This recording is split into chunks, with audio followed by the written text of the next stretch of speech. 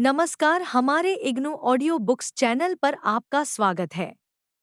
इंदिरा गांधी राष्ट्रीय मुक्त विश्वविद्यालय, school of gender and development studies, songs, bachelor of arts, gender studies, bags, semester 1, BHDAE 182 Hindi भाषा और संप्रेषण, खंड 1 हिंदी भाषा और संप्रेषण 1, इकाई 1 हिंदी भाषा का विकास। भाषा का विकास 1.0 उद्देश्य। इस इकाई को पढ़ने के बाद भाषा का अर्थ और उसकी परिभाषा जान सकेंगे, भाषा के स्वरूप और उसकी प्रकृति को समझ सकेंगे, भाषा के विविध रूपों के बारे में समझ सकेंगे और हिंदी भाषा के विकास के बारे में जानकारी प्राप्त कर सकेंगे। 1.1 प्रस्तावना। भाषा मानव जाति को मिला एक ऐसा वरदान है जिसके बिना मानव सभ्यता का विकास नहीं हो सकता। भाषा हमारे विचारों, भावों, संस्कारों, रीति रिवाजों, प्रार्थना और ध्यान, सपनों में, संबंधों और संचार में सभी जगह विद्यमान है। संचार साधन और ज्ञान भंडार होने के बावजूद यह चिंतन मनन का साधन है और प्रसन्नता का स्रोत है। भाषा अतिरिक्त ऊर्जा बिखेरती है, दूसरों में जोश पैदा करती है। एक व्यक्ति से दूसरे व्यक्ति अथवा एक पीढ़ी से दूसरी पीढ़ी को ज्ञान का अंतरण करती है। भाषा मानव संबंधों को जोड़ती भी है और तोड़ती है। भाषा के बिना मनुष्य मात्र एक मूक प्राणी रह जाता है। इससे हम अपनी बात और मंतव्य का संप्रेषण दूसरों तक कर पाते हैं और इसी कारण हम अन्य प्राणियों से अलग हो जाते हैं।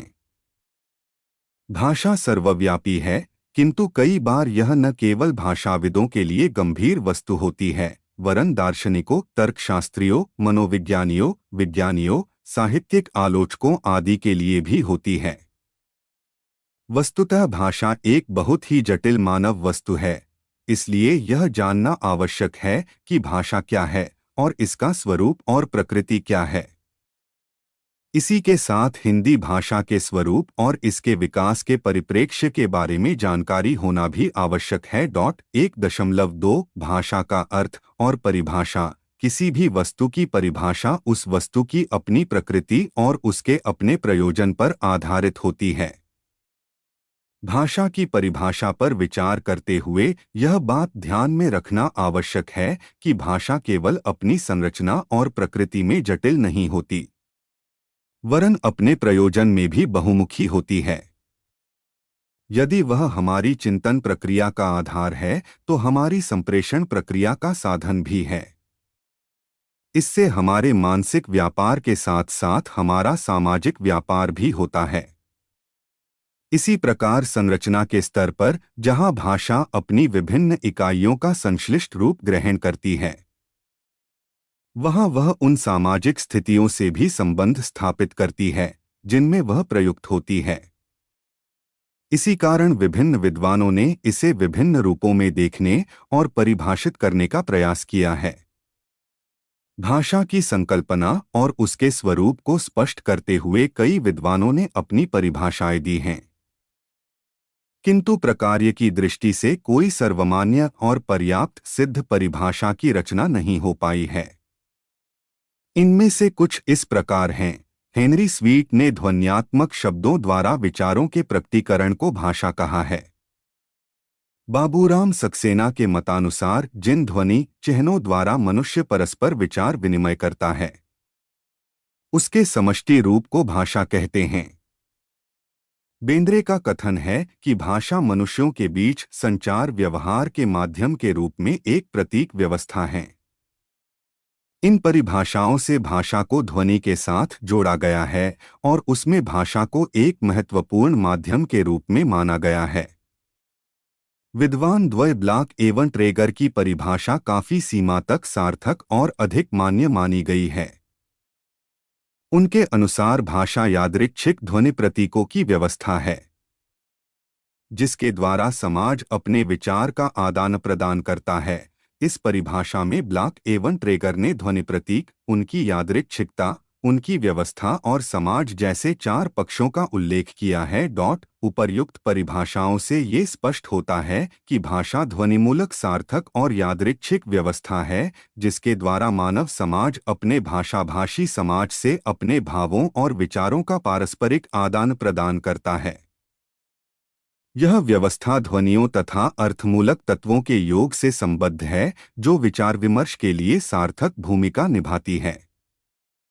भाषा के इन मूल तत्वों का विवेचन कर भाषा के स्वरूप और प्रकृति को पहचाना जा सकता है। 1.3 भाषा का स्वरूप और प्रकृति। भाषा को यादृच्छिक ध्वनि प्रतीकों की व्यवस्था माना गया है, जो समाज में आपस में विचार विनिमय के लिए प्रयुक्त होती है।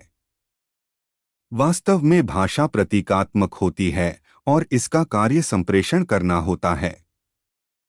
यह जिन प्रतीकों को लेकर चलती है वे संकल्पना के रूप में साधारणीकृत होते हैं और संप्रेषण के रूप में भावों एवं विचारों का बोधन कराते हैं। स्विस विद्वान सस्यूर के अनुसार प्रतीक का संबंध संकेतित वस्तु और संकेतार्थ से होता है। संकेतित वस्तु का अर्थ उन भौतिक और यथार्थ वस्तुओं के साथ जुड़ा हुआ है जो गैर भाषाई तथा वास्तविक जगत की होती है। उस यथार्थ वस्तु का मानव मस्तिष्क में जो चित्र बन जाता है वह संकल्पना मनोवैज्ञानिक, बौद्धिक, सामाजिक, सांस्कृतिक, जातीय और परंपरागत परिवेशों से संबद्ध होती है।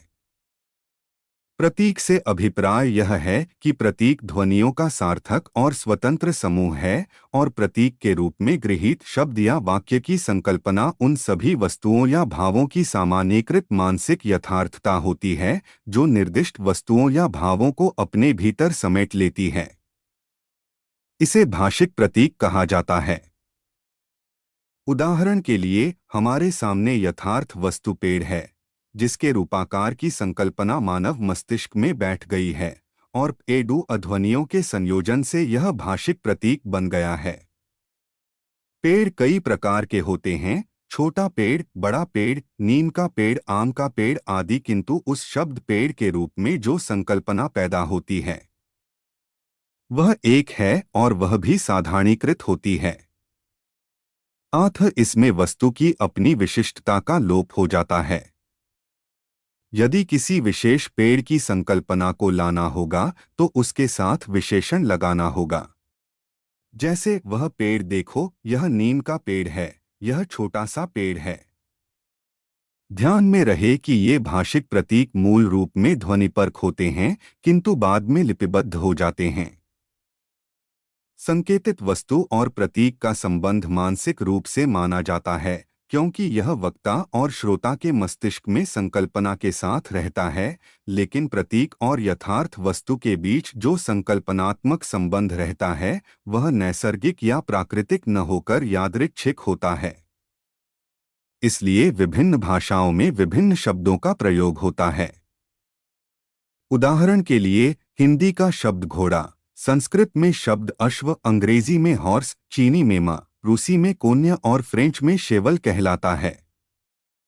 इसी प्रकार पशु शब्द यदि हिंदी में जानवर का बोधक है तो मलयालम में वह गाय का। इस प्रकार यथार्थ वस्तु, संकल्पना और प्रतीक का संबंध अनिवार्य रूप से स्थानवाची, कालवाची, सामाजिक, सांस्कृतिक, मनोवैज्ञानिक, ऐतिहासिक कई रूपों में दिखाई देता है।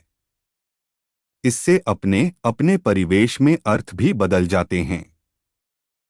कभी कभी यथार्थ वस्तु नहीं भी होती है और संकल्पना भी प्रतीक का रूप धारण कर लेती है, जैसे स्वर्ग, नरक, अमृत आदि प्रतीक परंपरागत संस्कार सापेक्ष या समाज संदर्भित होते हैं और इनकी अपनी मानसिक संकल्पना बनी रहती है।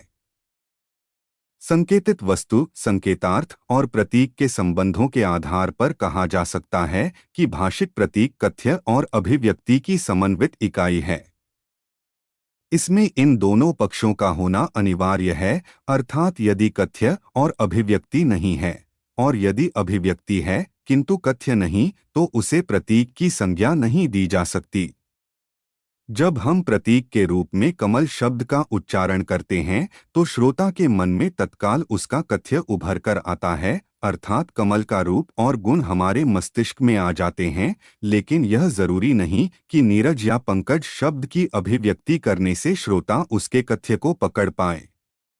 इस स्थिति में यह कहा जा सकता है कि कथ्य और अभिव्यक्ति के आंतरिक संबंधों के कारण श्रोता के लिए कमल शब्द प्रतीकवत सिद्ध है, किंतु नीरज या पंकज कथ्य पक्ष के अभाव के कारण उसके लिए असिद्ध हैं। कथ्य और अभिव्यक्ति का प्रतीक में अटूट संबंध है। इसी संबंध के कारण प्रतीक अपने आप में सिद्ध है, लेकिन व्यक्ति विशेष या समाज विशेष के लिए असिद्ध हो सकता है। कथ्य के स्तर पर अर्थ के कई आयाम होते हैं, बोधात्मक, संरचनात्मक, सामाजिक और सांस्थानिक। एक ही प्रतीक में कम से कम एक या दो अर्थ मिल जाते हैं। जलज और नीरज दोनों का बोधात्मक अर्थ कमल का फूल है, लेकिन उससे जो अन्य अर्थ निकलता है वह विषय वासनाओं से अप्रभावित व्यक्ति का संकेत करता है। इस प्रकार एक या एक से अधिक कथ्य एवं अर्थ जहां एक ही अभिव्यक्ति में मिल जाते हैं, तो वहीं दो या तीन अभिव्यक्तियों में एक ही अर्थ या कथ्य पाया जाता है। वस्तुतः कथ्य और अभिव्यक्ति में जो अटूट संबंध है उसमें लचीलापन भी है। इसी कारण हर भाषा में अनेकार्थी अथवा संदिग्धार्थी और पर्यायवाची शब्द या वाक्य मिल जाते हैं। वाक्य के धरातल पर तीन वाक्य देखें। क, मोहन ने मोटे लड़के को पीटा है। ख, मोहन ने जिस लड़के को पीटा वह मोटा है।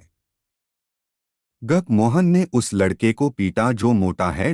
इन तीनों अभिव्यक्तियों ने एक ही अर्थ का प्रतिपादन किया है। इसी प्रकार शब्द के धरातल पर उसे सोना महंगा पड़ा और मोहन ने उस दिन मन भर मिठाई खाई। वाक्यों में सोना तथा मन अभिव्यक्ति के स्तर पर एक है, किंतु कथ्य के स्तर पर दो हैं। सोना शब्द स्वर्ण और निद्रा दो अर्थ देता है और मन वजन 40 किलो और जी दिल के अर्थ देता है। वाक्य के धरातल पर मैंने पाजामा पहनते हुए मोहन को देखा के अभिव्यक्ति के स्तर पर दो अर्थ हो सकते हैं। उदाहरण के लिए क, मैं पाजामा पहन रहा था, मैंने मोहन को देखा। ख, मैंने जब मोहन को देखा, मोहन पाजामा पहन रहा था। प्रतीकों की व्यवस्था। यह भी ध्यान में रहे कि कोई भी भाषा प्रतीकों की केवल लड़ी या समूह नहीं होती, वरन उसकी व्यवस्था होती है। उदाहरण के लिए हिंदी में राम मोहन को पीटता है, वाक्य में राम कर्ता के रूप में पहले आता है, बाद में मोहन कर्म के रूप में और फिर क्रिया पीटता है आती है। इस प्रकार हिंदी की मूल आंतरिक व्यवस्था कर्ता कर्म क्रिया है। राम सेब खाता है।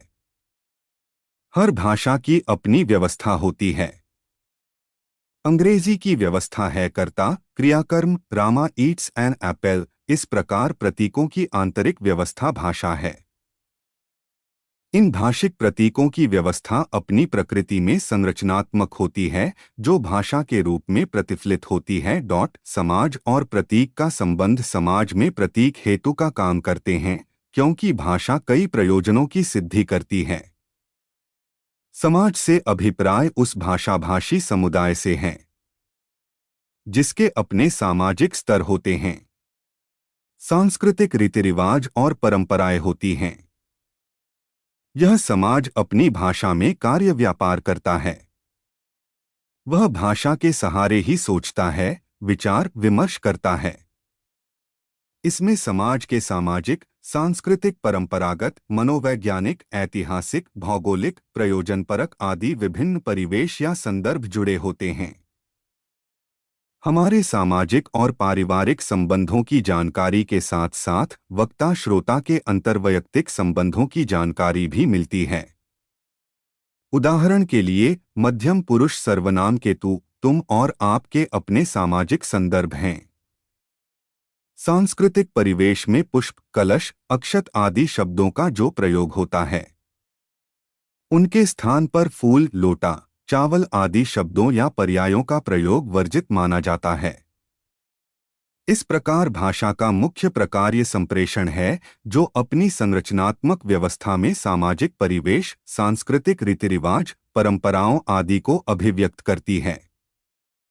इसलिए भाषिक प्रतीक और उसकी अपनी व्यवस्था की प्रकृति के आधार पर भाषा को इस प्रकार परिभाषित किया जा सकता है कि भाषा मानव मुख से निस्सृत ध्वनि प्रतीकों की वह संरचनात्मक, संदर्भगत और परिवेशगत व्यवस्था है जो अपनी प्रकृति में यादृच्छिक तथा रूढ़िपरक होती है और उससे समाज अपने विचारों और भावों का आदान प्रदान करता है।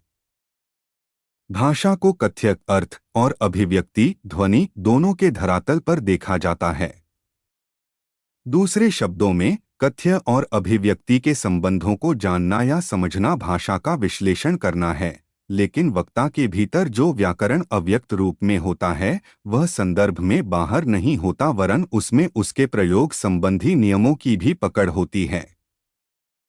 यह भाषिक क्षमता उच्चारण अथवा लेखन के माध्यम से व्यवहार में आने पर विभिन्न भाषिक कौशलों अर्थात बोलना, सुनना और पढ़ना लिखना के रूप में कार्यान्वित होती है।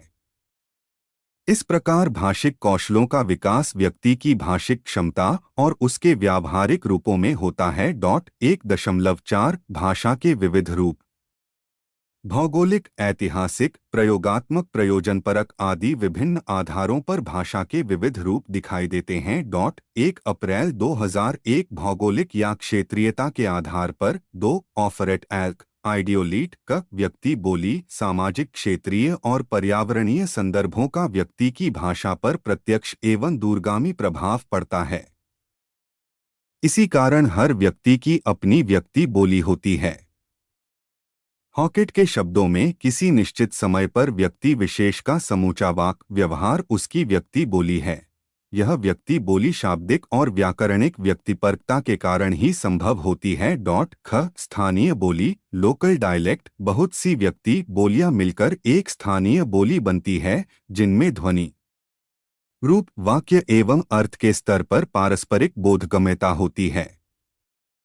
यह किसी छोटे स्तर पर बोली जाती है जिनमें व्यक्ति बोलियों का समाविष्ट रूप होता है। उपबोली सब डायलेक्ट एकाधिक स्थानीय बोलियां मिलकर एक उपबोली बनती हैं, जैसे भोजपुरी की छपरिया, खखार, शाहवारी, गोरखपुरी, नागपुरिया आदि अनेक उपबोलियां हैं। बोली डायलेक्ट एकाधिक उपबोलियां मिलकर एक बोली बनती है, जिसे विभाषा भी कहा जाता है। हालांकि कुछ विद्वानों ने कुछ बोलियों के उपवर्ग को उपभाषा कहा है, जैसे बिहारी उपभाषा में भोजपुरी, मैथिली और मगही बोलियों का वर्ग है। उपभाषा सब लैंग्वेज कुछ विद्वानों ने कुछ बोलियों के उपवर्ग को उपभाषा कहा है, जैसे बिहारी उपभाषा में भोजपुरी, मैथिली और मगही बोलियों का एक वर्ग है। लेकिन यह वर्गीकरण भ्रामक और गलत है। इसमें व्याकरणिक समानता और परस्पर बोधगम्यता तो काफी हद तक मिल सकती है, किंतु जातीय अस्मिता के कारण इनमें भिन्नता है। हिंदी को बिहारी, राजस्थानी आदि उपभाषाओं से अलग रखना सही नहीं है। भाषा लैंग्वेज 1 अप्रैल 2002 भाषा का क्षेत्र व्यापक होता है, जिसमें एकाधिक बोलियां अथवा उपभाषाएं मिलकर एक भाषा बनाती है। एक भाषा के अंतर्गत एकाधिक बोलियां हो सकती हैं, जैसे हिंदी भाषा के अंतर्गत खड़ी बोली, ब्रजभाषा, अवधी, भोजपुरी, हरियाणवी, मारवाड़ी आदि 18 बोलियां अथवा पश्चिमी हिंदी, पूर्वी हिंदी, बिहारी, पहाड़ी और राजस्थानी उपभाषाएं हैं। भाषा में ऐतिहासिकता, जीवंतता, स्वायत्तता और मानकता 4 गुण पाए जाते हैं। ऐतिहासिकता से अभिप्राय उनकी परंपरा और विकास से है। जीवंतता का अर्थ उसके प्रयोग और प्रचलन से है।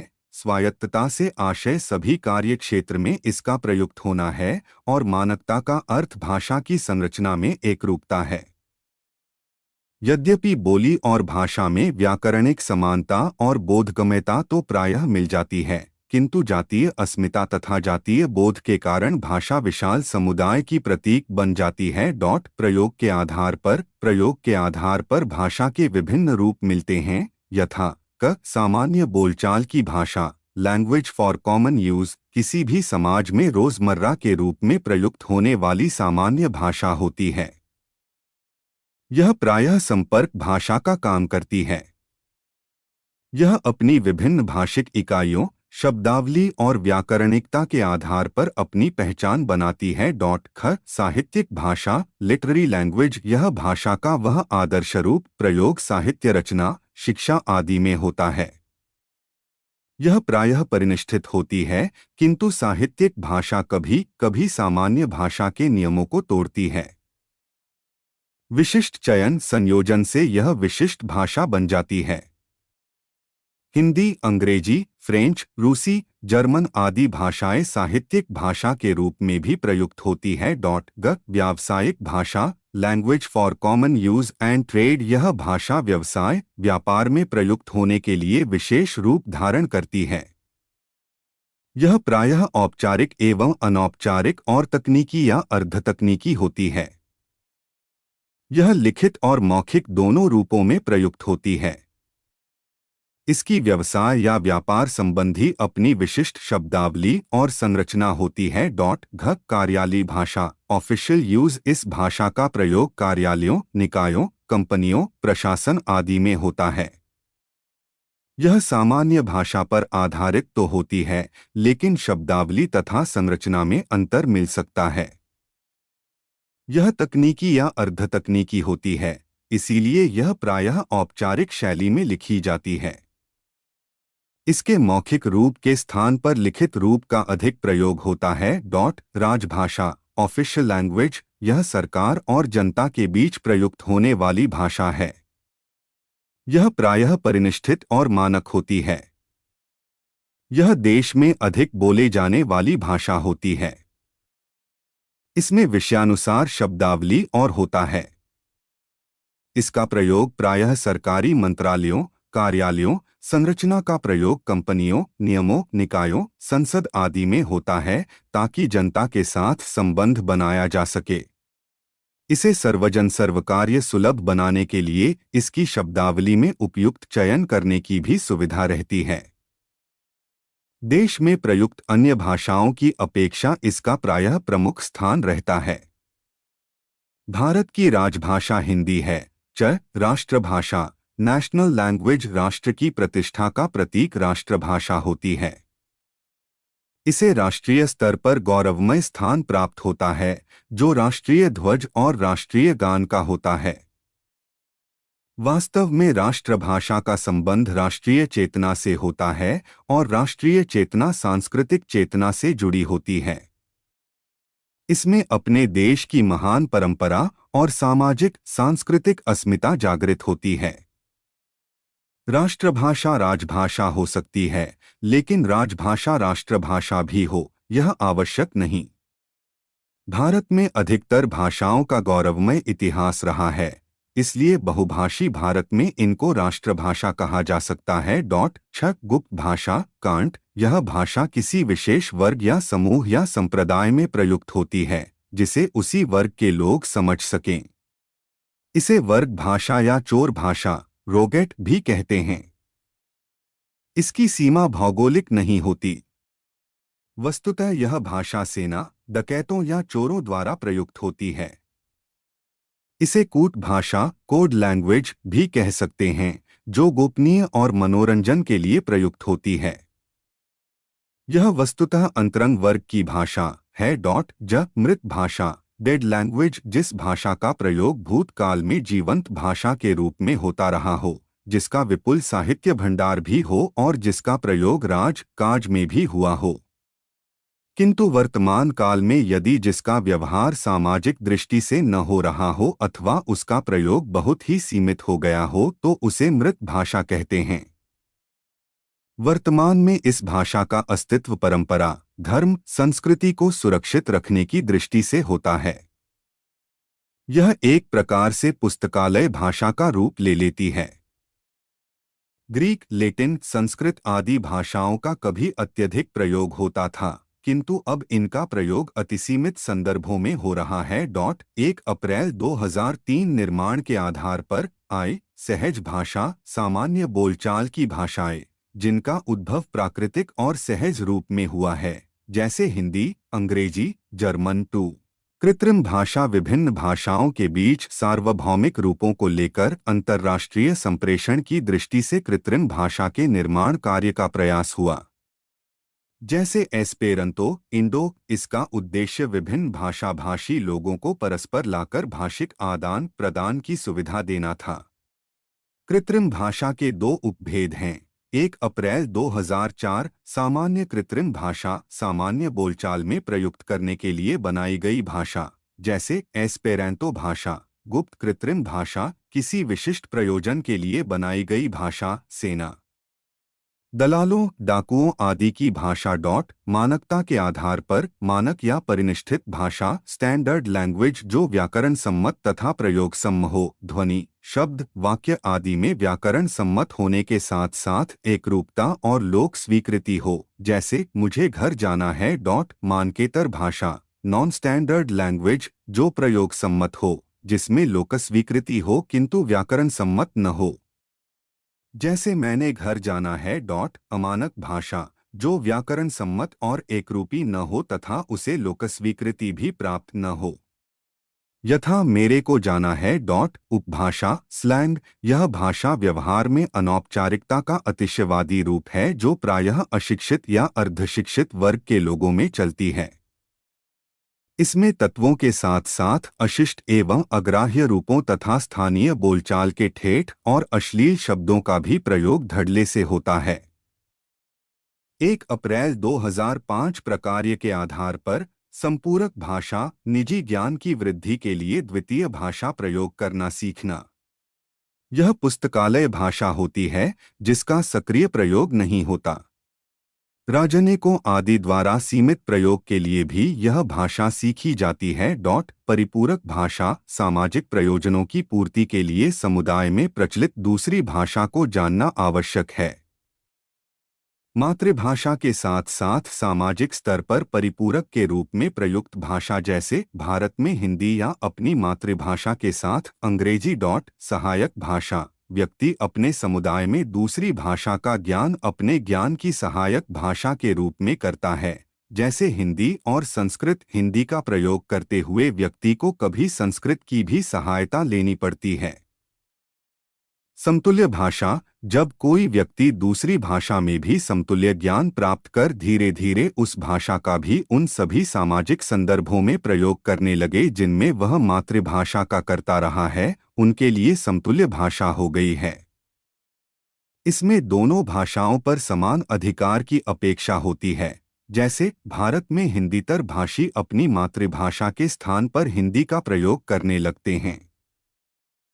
इसलिए अमेरिका में विभिन्न देशों के बसे लोग अपनी अपनी मातृभाषा छोड़कर अंग्रेजी का प्रयोग करने लगे हैं। 1 अप्रैल 2006 ऐतिहासिकता के आधार पर मूल या उद्गम भाषा। मूल या उद्गम भाषा, भाषा का वह प्राथमिक स्वरूप है जो स्वयं किसी से प्रसूत नहीं होता वरन वह अन्य भाषाओं को प्रसूत करता है, अर्थात जिससे अन्य भाषाएं निकली हों, जैसे भारोपीय भाषा। प्राचीन भाषा, जो प्राचीन काल में प्रयुक्त हुई हो, जैसे Sanskrit, Greek, Latin, Hebrew, Tamil. मध्यकालीन भाषा, जिनका प्रयोग मध्यकाल में हुआ हो। भारतीय संदर्भ में पाली, प्राकृत, अपभ्रंश। आधुनिक भाषा, जिनका प्रयोग आधुनिक काल में हो रहा हो, जैसे हिंदी, मराठी, बंगला, अंग्रेजी, फ्रेंच। 1 अप्रैल 2007 सम्मिश्रीकरण के आधार पर पिजिन, जब कोई भाषाभाषी समुदाय किसी अन्य भाषाभाषी समुदाय में उपनिवेश बनाकर रहता है तो उनके परस्पर संपर्क से दो भाषाओं के मिश्रण की प्रक्रिया प्रारंभ हो जाती है। यह भाषा का प्रारंभिक और सरलीकृत रूप होता है। यह किसी समुदाय की मातृभाषा नहीं होती, यह एक प्रकार की मिश्रित भाषा होती है। इसलिए इसे संकर भाषा भी कहते हैं। क्रियोल, यह पिजिन का विकसित रूप है। पिजिन बोलने वाली पीढ़ी के बाद आने वाली पीढ़ी पिजिन को क्रियोल में बदल देती है। यह भाषा मूल भाषा की ध्वनि और रूपपरक संरचना को त्याग कर अपना स्वतंत्र स्वरूप बना लेती है। Mauritius, Guyana, Suriname, Trinidad Tobago आदि देशों में क्रियोल का प्रयोग होता है। इनमें कहीं फ्रेंच, अंग्रेजी और हिंदी के तत्व हैं, तो कहीं डच और हिंदी के और कहीं अंग्रेजी और हिंदी के। इसे संश्लिष्ट भाषा भी कहा जाता है। आपने भाषा की परिभाषा, स्वरूप, प्रकृति और उसके विविध रूपों एवं प्रयोगों के बारे में पढ़ा है। अब हम हिंदी भाषा के विकास और स्वरूप एवं क्षेत्र के संबंध में चर्चा करेंगे। 1.5 हिंदी भाषा और उसका विकास। संसार में बोली जाने वाली भाषाओं की निश्चित संख्या बता पाना संभव नहीं है। फिर भी यह अनुमान है कि विश्व में लगभग 7,000 भाषाएं बोली जाती हैं। ध्वनि, व्याकरण तथा शब्द समूह के आधार पर भौगोलिक दृष्टि से इन भाषाओं का वर्गीकरण पारिवारिक संबंधों के अनुसार किया गया है। इस वर्गीकरण में भारोपीय भाषा परिवार बोलने वालों की संख्या, क्षेत्रफल और साहित्यिकता की दृष्टि से सबसे बड़ा परिवार है और यह भारत से यूरोप तक फैला हुआ है। भारोपीय परिवार की 10 शाखाएं मानी गई है, जिनमें एक है भारती रानी शाखा। भारती रानी शाखा की भारतीय आर्य भाषा, ईरानी और दर्दी उपशाखाएं हैं। भारतीय आर्य भाषाओं को काल की दृष्टि से 3 वर्गों में विभाजित किया जा सकता है। 1. प्राचीन भारतीय आर्य भाषाएं 1500 ईपू तक संस्कृत आदि। 2. मध्य भारतीय आर्य भाषाएं 500 ईपू से 1000 ई तक, पाली, प्राकृत, अपभ्रंश आदि। और 3. आधुनिक भारतीय आर्य भाषाएं 1000 ई से आज तक, हिंदी, बंगाली, मराठी आदि। आधुनिक भारतीय आर्य भाषाओं में हिंदी भी एक मुख्य भाषा है। इसके विकास के इतिहास को भी 3 मुख्य कालों में बांटा जा सकता है। आदिकाल 1000 ई से 1500 ई तक। इस काल में अपभ्रंश तथा प्राकृत का प्रभाव हिंदी पर था और उस समय हिंदी का स्वरूप निश्चित रूप से स्पष्ट नहीं हो पाया था। इस काल में मुख्य रूप से हिंदी की वही ध्वनियाँ अर्थात स्वर एवं व्यंजन मिलती हैं जो अपभ्रंश में प्रयुक्त होती थीं। कुछ ध्वनियों का अलग से आगम हुआ है, जैसे अपभ्रंश में और व्यंजन नहीं थे, किंतु आदिकालीन हिंदी में ये ध्वनियाँ मिलती हैं। इसके अतिरिक्त च, छ, ज, झ ध्वनियाँ संस्कृत से अपभ्रंश तक स्पर्श ध्वनियाँ थीं, किंतु हिंदी में आकर ये ध्वनियाँ स्पर्श संघर्षी सी हो गई। हालांकि कुछ विद्वान इन्हें स्पर्श ध्वनियाँ ही मानते हैं। संस्कृत और अरबी फारसी के शब्दों के आ जाने के कारण कुछ नए व्यंजन आ गए जो अपभ्रंश में नहीं थे। अपभ्रंश संयोगात्मकता से वियोगात्मकता की ओर मुड़ने लगी थी, जिसे हिंदी ने अपनाना आरंभ कर दिया। सहायक क्रियाओं और परसर्गों का प्रयोग अधिक होने लगा, जिससे हिंदी का वियोगात्मक रूप और अधिक उभरने लगा। इसके अतिरिक्त वाक्य रचना में शब्दक्रम धीरे धीरे निश्चित होने लगा और आदिकालीन हिंदी में नपुंसक लिंग भी प्रायः समाप्त हो गया, जो अपभ्रंश तक विद्यमान था। इसमें संस्कृत की तत्सम शब्दावली की वृद्धि हुई और मुसलमानों के आगमन से अरबी, फारसी तथा तुर्की शब्द भी आने लगे। मध्यकाल 1500 ई से 1800 ई तक। इस काल में अपभ्रंश का प्रभाव पूर्णतया समाप्त हो गया था और हिंदी की सभी बोलियां विशेषकर ब्रज, अवधी और खड़ी बोली स्वतंत्र रूप में प्रयुक्त होने लगी थीं। इसमें शब्दांत में मूल व्यंजन के बाद अ का लोप होने लगा, जैसे राम का उच्चारण राम हो गया। न केवल यही, दीर्घ स्वर से संयुक्त व्यंजन के पहले अक्षर में भी अ का लोप होने लगा, जैसे जनता। अरबी फारसी के प्रभाव से उच्चवर्ग की हिंदी में कु, ख, ग, फु 5 नए व्यंजनों का आगम हुआ। इस काल में भाषा आदिकालीन हिंदी की अपेक्षा अधिक वियोगात्मक हो गई। सहायक क्रियाओं और परसर्गों का प्रयोग और भी बढ़ गया। भक्ति आंदोलन के अत्यधिक प्रभाव के कारण तत्सम शब्दों की अत्यधिक वृद्धि भी हुई। इसके साथ साथ अरबी, फारसी आदि आगत शब्दों की संख्या भी काफी बढ़ी। न केवल यही, यूरोप से संपर्क हो जाने के कारण पुर्तगाली, स्पेनी, फ्रांसीसी और अंग्रेजी के भी कमीज, तौलिया, पिस्तौल, नीग्रो, कूपन, कारतूस, कोट, स्वेटर, माचिस, सिगरेट आदि कई शब्द आ गए। इसी काल में दक्षिणी हिंदी का भी विकास हुआ, जो हैदराबाद, दक्षिण, गोलकुंडा, बीदर, गुलबर्गा आदि में प्रचलित हुई। आधुनिक काल 1800 से अब तक साहित्य के क्षेत्र में खड़ी बोली का व्यापक प्रचार होने के कारण हिंदी की अन्य बोलियां लगभग दब गईं। यह बात अलग है कि अपने अपने प्रदेशों में इनका प्रयोग अब भी जारी है, लेकिन उन पर भी खड़ी बोली का प्रभाव है। इसके अतिरिक्त अंग्रेजी के प्रभाव के कारण अरबी फारसी की क्रिक और ग ध्वनियों का प्रयोग बहुत कम हो गया है, लेकिन ज़ एवं फु का प्रयोग और ध बढ़ गया है। अंग्रेजी शिक्षा के प्रचार से शिक्षित वर्ग में औध्वनि का आगम हुआ है, जैसे डॉक्टर, कॉलेज, ऑफिस। इस काल में हिंदी पूर्णतया वियोगात्मक भाषा बन गई है। इसके व्याकरण का मानक रूप काफी सुनिश्चित हो गया है। हिंदी जहां संस्कृत के अतिरिक्त अरबी फारसी से काफी प्रभावित रही है, वहां प्रेस, रेडियो और सरकारी कामकाज में अंग्रेजी का अत्यधिक प्रयोग होने के कारण हिंदी की वाक्य रचना और मुहावरे लोकोक्तियों में अंग्रेजी का बहुत प्रभाव पड़ा है। स्वतंत्रता प्राप्ति के बाद हिंदी को सरकारी कामकाज की राजभाषा बनाने तथा विज्ञान, वाणिज्य आदि में प्रयोजनमूलक कार्य करने के कारण इसकी पारिभाषिक शब्दावली में अत्यधिक वृद्धि हुई है और अभी भी हो रही है। इस प्रकार शब्द संपदा के समृद्ध होने से हिंदी अपनी अभिव्यक्ति में अधिक समर्थ और गहरी होती जा रही है। हिंदी शब्द का उद्भव संस्कृत शब्द सिंधु से माना गया है।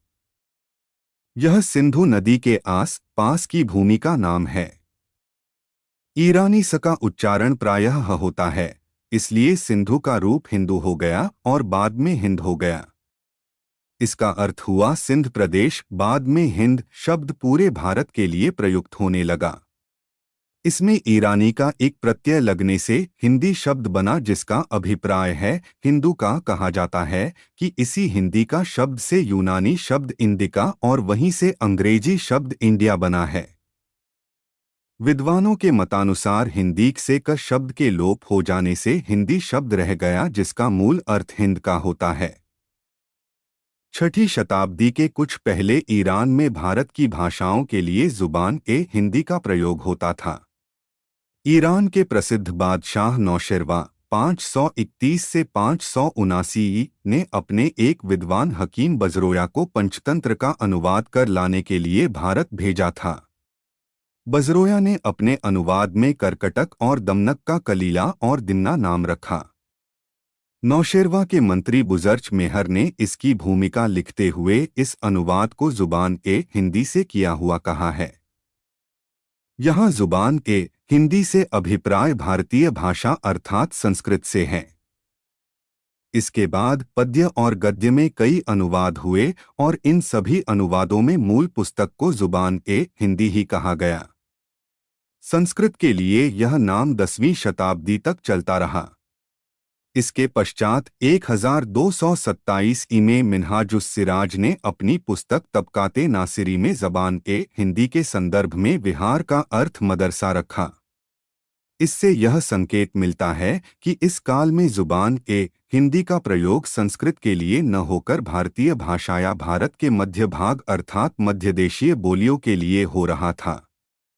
14वीं शताब्दी में हिंदी शब्द का प्रयोग एक ही भाषा के लिए होने लगा। सन 1333 में इब्न बतूता ने अपने रहला इब्न बतूता में किताबत अलाबज अलजदरात विल हिंदी अर्थात कुछ दीवारों पर हिंदी में लिखा था उल्लेख किया है। सन 1424 में तैमूरलंग के पोते के शासनकाल में शरफुद्दीन यज़दी के ज़फ़रनामा में हिंदी शब्द मिलता है। इस प्रकार विदेश में यह हिंदी के लिए हिंदी शब्द का प्रथम प्रयोग माना जाता है। हिंदी शब्द का प्रयोग वस्तुतः विदेश में मुसलमानों ने किया था। भारतीय परंपरा में प्रचलित भाषा के लिए प्राचीन काल से ही भाषा शब्द का प्रयोग होता आया है, जो क्रमशः संस्कृत, प्राकृत और बाद में हिंदी के लिए प्रयुक्त हुआ है। कबीर, जायसी, तुलसी आदि ने अपने साहित्य में प्रयुक्त भाषा को भाषा की संज्ञा दी है, जबकि वह हिंदी थी। जैसे संस्कृत कबीरा कूप जल भाषा बहता नीर आदि अंत जसी कथा है, लिखी भाषा चौपाई कहे भाषा भंती मोर मती थोरी। फोर्ट विलियम कॉलेज में हिंदी के अध्यापक के लिए भाषा मुंशी का प्रयोग हुआ है। यह भाषा शब्द बाद में भाखा के रूप में भी प्रयुक्त होता रहा, जो आधुनिक काल तक चलता रहा। वास्तव में भाखा शब्द ब्रजभाषा के लिए रूढ़ हो गया। विद्वानों के मतानुसार भारत में हिंदी शब्द का प्रयोग सर्वप्रथम अमीर खुसरो ने किया था। जुजबे चंद नज़्मे हिंदी नीज नज़ेदोस्तां करदाशुदा अस्त। बाद में खालिक बारी कोश में इसका प्रयोग कई बार हुआ है। यह भी उल्लेखनीय है कि हिंदी की अपेक्षा हिंदवी शब्द अधिक प्राचीन है। हिंदवी शब्द का प्रयोग अमीर खुसरो ने भी कई स्थलों पर किया है। एक स्थान पर वे कहते हैं, तुर्क हिंदुस्तानिम मन हिंदवी गोयम जवाब, अर्थात हिंदुस्तानी तुर्क हूं, हिंदवी में जवाब देता हूं। यह भी तर्क दिया जाता है कि हिंदी शब्द का प्रयोग पहले भारतीय मुसलमानों के लिए होता था और हिंदवी शब्द मध्य देशीय भाषा के संदर्भ में। यह हिंदवी शब्द वस्तुतः हिंदवी या हिंदुई है। कुछ विद्वान इसे हिंदुओं की भाषा भी कहते हैं। हिंदुई अर्थात हिंदुओं की भाषा। बाद में यह हिंदवी शब्द हिंदी भाषा के लिए प्रयुक्त होने लगा। इस दृष्टि से हिंदवी शब्द पुराना है और हिंदी अपेक्षाकृत बाद का। तुलसी के फारसी पंचनामे, जटमल की गोरा बादल की कथा तथा इंशा अल्लाह खां की रानी केतकी की कहानी में भी केवल हिंदवी शब्द समानार्थी हो गए। 18वीं शताब्दी के उत्तरार्ध तक हिंदवी भाखा या भाषा के संदर्भ प्रयुक्त होती रही। हातिम के दीवानजादे के दोबाचे में लिखा है, जबान दर दार ता हिंदवी की आरा माँ का गोयन। इससे स्पष्ट होता है कि हिंदवी और भाखा प्रायः एक ही अर्थ में प्रयुक्त होते थे, किंतु हिंदवी या हिंदी का नाम अकबर की शासनकालीन स्वीकृत भाषाओं में उपलब्ध नहीं होता। अमीर खुसरो के ग्रंथ नुहसिपर में उस काल की जिन 11 भाषाओं सिंधी, लाहौरी, कश्मीरी, गौड़ी, तिलंगी, मारवाड़ी, गुजराती, मराठी, कर्नाटकी, बंगाली, सिंधी, अफगानी, बलूचिस्तानी मिलते हैं, उनमें भी हिंदी या हिंदवी का उल्लेख नहीं है। किंतु ऐसा माना जाता है कि अमीर खुसरो और अबुल फजल ने देहलवी भाषा का भी उल्लेख किया है। वह मध्य देशीय भाषा या हिंदी से ही अभिप्रेत है। इस दृष्टि से यह कह सकते हैं कि हिंदवी या हिंदी शब्द कदाचित साहित्य तक सीमित हो। हिंदवी या हिंदी शब्द के अविच्छिन्न प्रयोग की परंपरा दक्षिणी कवियों और गद्यकारों में भी पाई जाती है। हजरत बंदेनवाज गेसूदराज शाह बुरहानुद्दीन जानम, मीराजू शमसुल इश्शाक, मुल्ला वजही आदि दक्षिणी साहित्यकारों ने अपनी कृतियों में हिंदवी या हिंदी शब्द का प्रयोग किया है। वास्तव में दक्षिण भारत में हिंदी को दक्षिणी कहा जाता था। पूर्व और पश्चिम भारत में हिंदी भाखा के नाम से विख्यात थी। 18वीं शताब्दी तक आते आते हिंदी नाम ने अपना स्थायी रूप ले लिया। 19वीं शताब्दी के पूर्वार्ध तक उर्दू के लेखकों में प्रायः हिंदी का प्रयोग उर्दू या रेखता के समानार्थी के रूप में चलता था। किंतु आज हिंदी शब्द विवादास्पद बन गया है। यह प्रश्न प्रायः उठता है कि उर्दू एक अलग भाषा है या हिंदी की एक शैली है। हिंदुस्तानी शब्द से क्या तात्पर्य है? क्या यह हिंदी उर्दू दोनों का सामान्यीकृत रूप है और बोलचाल की भाषा के रूप में बोली जाती है? इसलिए इन तीनों शब्दों हिंदी, हिंदुस्तानी और उर्दू की व्युत्पत्ति के बारे में जानने के बाद हिंदी के स्वरूप को सही परिप्रेक्ष्य में देखा जा सकता है। उर्दू शब्द तुर्की भाषा का है, जिसका अर्थ है शाही शिविर या खेमा। जब मुगल बादशाह भारत आए तो उन्होंने यहाँ बड़े बड़े फौजी पड़ाव डाले, जिन्हें उर्दू-ए-मुअल्ला कहा जाता था। स्थानीय लोगों से परस्पर संप्रेषण करते करते इनकी भाषा अरबी, फारसी, तुर्की में पंजाबी, बांगरू, कौरबी, ब्रज आदि का मिश्रण होने लगा, जिससे एक नए भाषा रूप का विकास हुआ। इस नए भाषा रूप को जुबान-ए-मुअल्ला कहा गया। बाद में इसका संक्षिप्त रूप उर्दू हो गया। कुछ लोग इसे हिंदी या रेखता भी कहते हैं। इस प्रकार उर्दू और हिंदी में कोई भेद नहीं है, किंतु अलगाव की प्रवृत्ति आने से उर्दू में अरबी फारसी शब्दों, मुहावरों आदि का अधिकाधिक प्रयोग किया गया और अरबी फारसी लिपि को अपनाया गया, जिससे इसे अलग रूप देने का प्रयास किया गया, जबकि इन दोनों का व्याकरण एक ही है। वास्तव में उर्दू एक ओर हिंदी की एक विशिष्ट शैली है, किंतु दूसरी ओर इसने एक विशिष्ट साहित्यिक और सांस्कृतिक परंपरा का निर्माण भी किया है, जिसे हिंदी परंपरा के समानांतर रखा जा सकता है, और इसी कारण इसकी अपनी भाषाई अस्मिता भी है। हिंदुस्तानी शब्द हिंदुस्तान ई के योग से बना है। ग्रेरियसन, धीरेन्द्र वर्मा आदि कई विद्वानों का मत है कि इसका प्राचीन प्रयोग हिंदवी, हिंदुई या हिंदुवी नाम से मिलता है। 13वीं शताब्दी में औफी और अमीर खुसरो ने इसका प्रयोग किया है। बाद में हिंदवी नाम उस भाषा के लिए सीमित हो गया जिसमें अरबी फारसी के शब्दों का बाहुल्य था। बाद में हिंदुस्तानी हिंदी उर्दू के बीच की भाषा मानी जाने लगी, जिसमें सरल शब्दावली थी। इसमें संस्कृत तथा अरबी फारसी के तद्भव रूप थे जो जनसाधारण की भाषा में खप गए। गांधी जी जैसे कई मनीषियों ने हिंदुस्तानी शब्द का प्रयोग इसी अर्थ में किया था।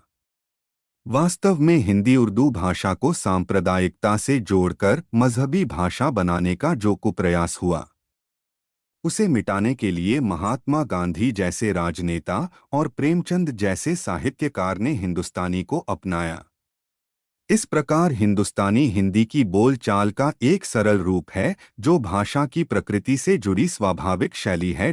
इस प्रकार हम देखते हैं कि हिंदी और उर्दू के स्रोत क्रमशः संस्कृत और अरबी फारसी हैं। यदि संस्कृत और अरबी फारसी के शब्दों की बहुलता न हो तो इन दोनों भाषाओं में कोई अंतर नहीं होगा। इन दोनों का सामान्यीकृत रूप ही हिंदुस्तानी कहलाता है। वास्तव में प्रारंभ में हिंदी शब्द का प्रयोग हिंदी और उर्दू दोनों के लिए होता था। जुबान ए हिंदी की मुराद उर्दू अस्त। बाद में अंग्रेजों ने पृथकतावादी नीति के कारण ऐसी भाषा नीति अपनाई जिसमें हिंदी और उर्दू को अलग अलग माना गया। इन दोनों भाषाओं का व्याकरण भी कलकत्ता के फोर्ट विलियम कॉलेज में डॉक्टर गिलक्राइस्ट के निर्देशन में अलग अलग लिखा गया।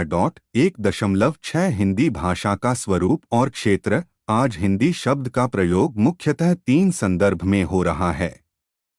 1. भौगोलिक संदर्भ। 2. साहित्यिक संदर्भ। 3.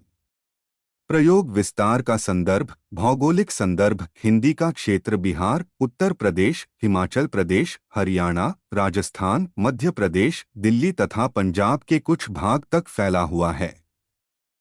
इन्हें हिंदी भाषी प्रदेश भी कहा जाता है। हिंदी को 5 वर्गों अथवा उपभाषाओं में बांटा गया है, जिनके अंतर्गत 18 मुख्य बोलियां आती हैं। ये वर्ग हैं पश्चिमी हिंदी, पूर्वी हिंदी, बिहारी, राजस्थानी और पहाड़ी।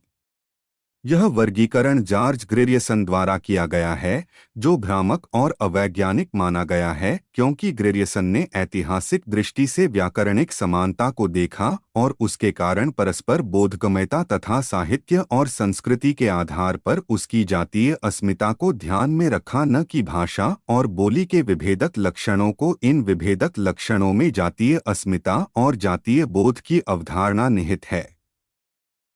इन वर्गों के अंतर्गत 3-4 बोलियां आती हैं, जिनका विवरण इस प्रकार है। पश्चिमी हिंदी खड़ी बोली या कौरबी ब्रजभाषा, हरियाणवी या बांगरू, कनौजी और बुंदेली पूर्वी हिंदी, अवधी, बघेली और छत्तीसगढ़ी। बिहारी भोजपुरी, मगही और मैथिली, राजस्थानी, जयपुरी, मारवाड़ी, मेवाती और मालवी। पहाड़ी, पश्चिमी पहाड़ी, हिमाचली और मध्यवर्ती पहाड़ी, कुमायूनी गढ़वाली। इन सभी बोलियों को आरेख में दिया गया है। इनका संक्षिप्त परिचय नीचे दिया जा रहा है। खड़ी बोली का विकास शौरसेनी अपभ्रंश के उत्तरी रूप से हुआ है। इसमें खड़ी शब्द खड़ी पाई की अधिकता के कारण जैसे आया, बड़ा, लड़का आदि तथा ध्वनि में कर्कशता के कारण जोड़ते हैं। कुछ विद्वानों ने इसका प्रयोग कौरवी बोली के रूप में किया है क्योंकि इसका संबंध कुरु प्रदेश से है। सामान्य बोलचाल में इसे हिंदुस्तानी भी कहा जाता है। यह बोली मुख्यतः देहरादून के मैदानी भाग, सहारनपुर, मुजफ्फरनगर, मेरठ, दिल्ली, गाजियाबाद, बिजनौर, मुरादाबाद, रामपुर तथा आसपास के क्षेत्रों में बोली जाती हैं। खड़ी बोली के दो रूप हो गए हैं, एक हिंदी और दूसरा उर्दू। हिंदी में संस्कृत शब्दों की प्रधानता और उर्दू में अरबी फारसी के शब्दों की भरमार है। इन भाषाओं के भेद का कारण लिपि भी है। हिंदी देवनागरी लिपि में लिखी जाती है और उर्दू अरबी फारसी लिपि में। साहित्यिक रूप और लिपि के इन दोनों कारणों को हटा दिया जाए तो इन दोनों में कोई विशेष अंतर दिखाई नहीं देगा। इसीलिए हिंदी और उर्दू को एक ही भाषा, हिंदी उर्दू की साहित्यिक बोलियां कहा गया है। खड़ी बोली पहले एक बोली के रूप में थी, लेकिन बाद में इसका अत्यधिक प्रसार, परिष्कार और विकास हुआ, जिससे यह आज संपूर्ण भारत की राजभाषा और संपर्क भाषा के रूप में अभिमंडित है। वर्तमान काल में यह साहित्य भाषा और शिक्षा के माध्यम की भाषा के रूप में प्रयुक्त हो रही है। ब्रजभाषा का विकास शौरसेनी अपभ्रंश के मध्यवर्ती रूप से हुआ है। साहित्य और लोक साहित्य की दृष्टि से ब्रजभाषा का बहुत ही महत्व है। मध्यकाल में साहित्य भाषा के रूप में इसका प्रसार एवं प्रचार गुजरात से लेकर बंगाल तक था। आज इसका स्थान खड़ी बोली ने ले लिया है। इस भाषा के प्रसिद्ध कवि सूरदास, नंददास, रहीम, रसखान, बिहारी, देव, रत्नाकर आदि हुए। यह बोली मथुरा, आगरा, अलीगढ़, मैनपुरी, एटा, बदायूं तथा आसपास के क्षेत्रों में बोली जाती है। हरियाणवी बोली हरियाणा राज्य में, दिल्ली के ग्रामीण क्षेत्रों में और पटियाला के आसपास बोली जाती है। इसका शौरसेनी और पंजाब की सीमा के साथ लगे रहने के कारण इस पर राजस्थानी और पंजाबी का प्रभाव पाया जाता है। यह खड़ी बोली से काफी मिलती जुलती है। हरियाणवी के लोक साहित्य का महत्वपूर्ण स्थान है, यद्यपि साहित्यिक रूप बहुत ही कम है। कनौजी, इस बोली का केंद्र कनौज है। इसका क्षेत्र अवधी और ब्रजभाषा के बीच में पड़ता है। यह मुख्यतः फर्रुखाबाद, इटावा, शाहजहांपुर, कानपुर, पीलीभीत, हरदोई आदि क्षेत्रों में बोली जाती है। इसका विकास भी शौरसेनी अपभ्रंश से हुआ है। यह ब्रजभाषा से काफी मिलती जुलती है। कनौजी का लोक साहित्य काफी उत्कृष्ट है, किंतु साहित्यिक रूप बहुत ही कम मिलता है। बुंदेली, मध्य प्रदेश तथा उत्तर प्रदेश की सीमा के आसपास के क्षेत्र को बुंदेलखंड कहते हैं। इस क्षेत्र की बोली को बुंदेली या बुंदेलखंडी कहा जाता है। इस बोली का विकास भी शौरसेनी अपभ्रंश से हुआ है। बुंदेली लोक साहित्य काफी समृद्ध है, जिसमें इसूरी के फाग प्रसिद्ध हैं। बुंदेली और ब्रजभाषा में काफी समानता मिलती है। यह झांसी, हमीरपुर, ग्वालियर, सागर, ओरछा, होशंगाबाद तथा आसपास के क्षेत्रों में बोली जाती है। अवधी, यह अयोध्या अर्थात अवध के आसपास बोली जाती है। इसका क्षेत्र लखनऊ, उन्नाव, रायबरेली, सीतापुर, सीरी, फैजाबाद, बहराइच, सुल्तानपुर, प्रतापगढ़ और बाराबंकी तक फैला हुआ है। इसके अतिरिक्त यह इलाहाबाद, मिर्जापुर, फतेहपुर, जौनपुर आदि के कुछ भागों में भी बोली जाती है। अधिकतर विद्वान इसका विकास अर्धमगधी अपभ्रंश से मानते हैं। अवधी में साहित्य और लोक साहित्य दोनों काफी मात्रा में उपलब्ध है। इसके प्रसिद्ध कवि जायसी, गोस्वामी तुलसीदास, कुतुबन, उस्मान आदि हैं। बघेली अवधी के दक्षिण में बघेली का क्षेत्र है। इसका केंद्र रीवा तथा आसपास का इलाका है, किंतु यह दमोह, जबलपुर, मांडला और बालाघाट के जिलों तक भी फैली हुई है। इसका विकास भी अर्धमगधी अपभ्रंश से माना गया है। यह बोली अवधी के काफी निकट है। छत्तीसगढ़ी, इसका मुख्य केंद्र छत्तीसगढ़ होने के कारण इसे छत्तीसगढ़ी कहा जाता है। इसे लरिया या खलताही भी कहते हैं।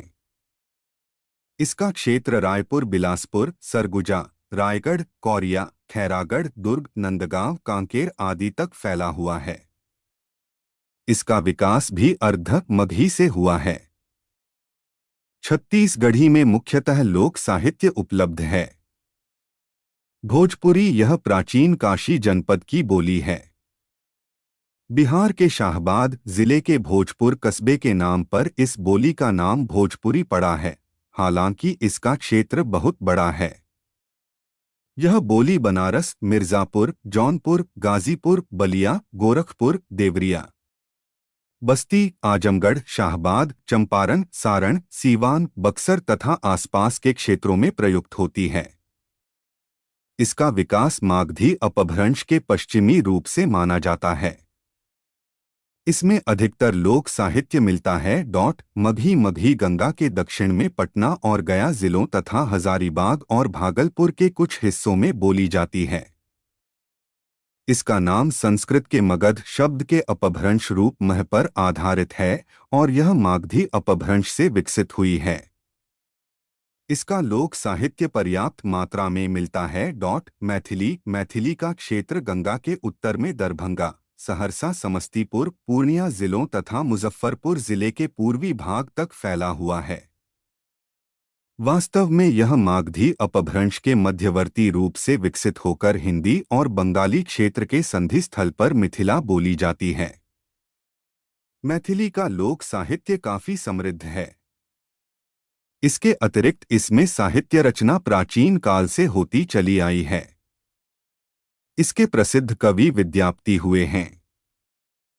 इसकी अपनी लिपि है जो बंगाली लिपि से मिलती जुलती है।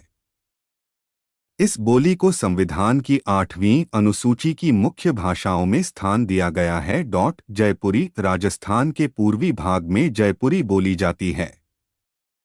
इसी के साथ हाड़ौती भी बोली जाती है। जयपुरी बोली का विकास शौरसेनी अपभ्रंश से हुआ है। इसको ढूंढानी भी कहते हैं। इसमें लोक साहित्य काफी रचा गया है। इसका क्षेत्र जयपुर, अजमेर, कोटा तथा बूंदी तक फैला हुआ है। मारवाड़ी इसका विकास भी शौरसेनी अपभ्रंश से हुआ है। पुरानी मारवाड़ी को डिंगल भी कहते हैं। यह पश्चिमी राजस्थान अर्थात जोधपुर, उदयपुर, जैसलमेर, बीकानेर, मेवाड़ आदि में बोली जाती है। मारवाड़ी में लोक साहित्य पर्याप्त मात्रा में मिलता है और साहित्य की दृष्टि से मीरा के पद इसी में लिखे गए हैं। मेवाती इसका क्षेत्र उत्तरी राजस्थान के अलवर, भरतपुर तथा हरियाणा के गुड़गांव जिले के आसपास है।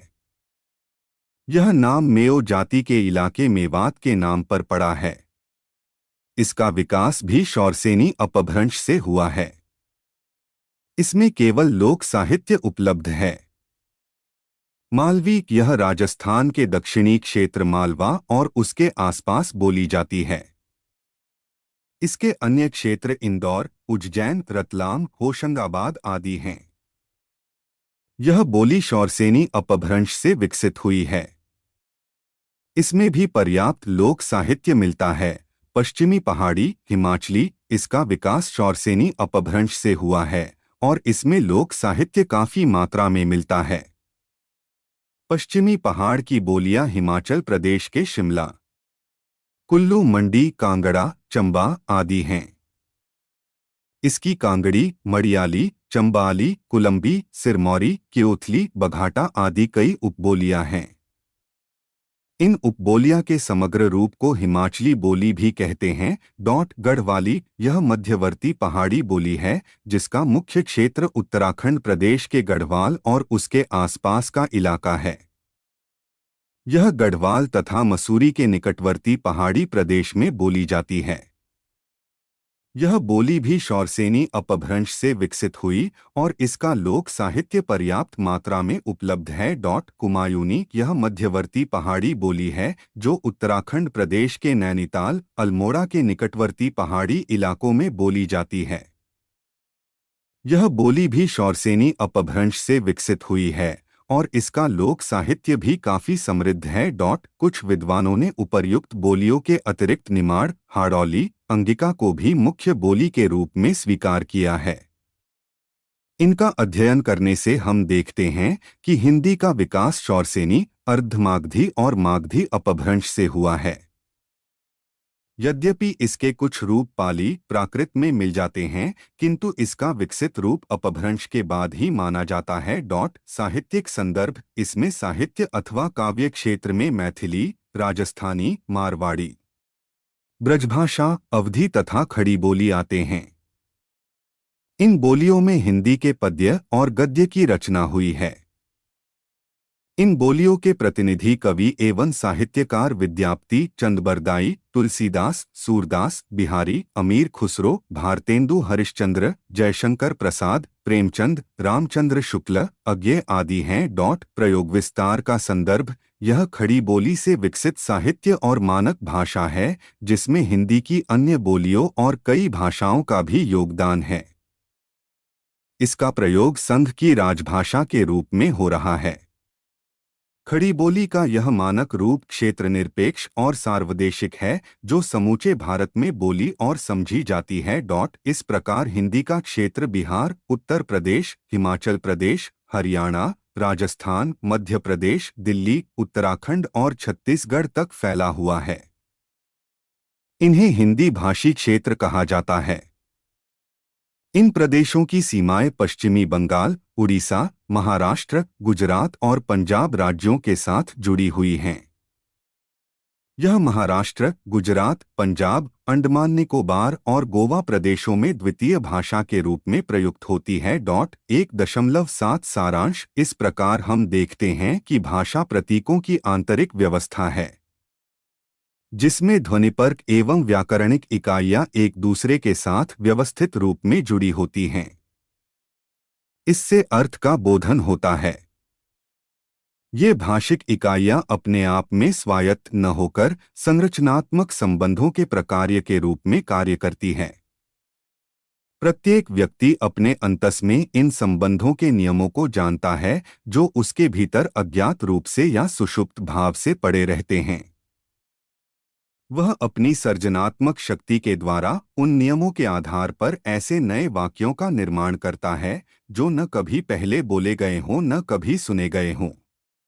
ये वाक्य व्याकरण और अर्थ के धरातल पर समझे जाते हैं।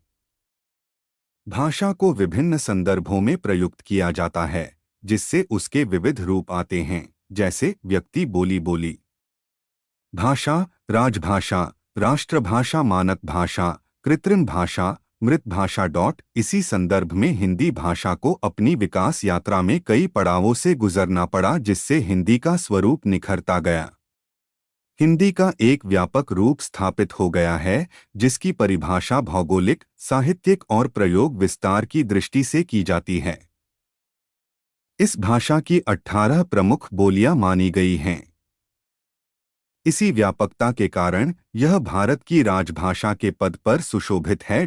धन्यवाद। मिलते हैं अगले वीडियो में अगले पाठ के साथ।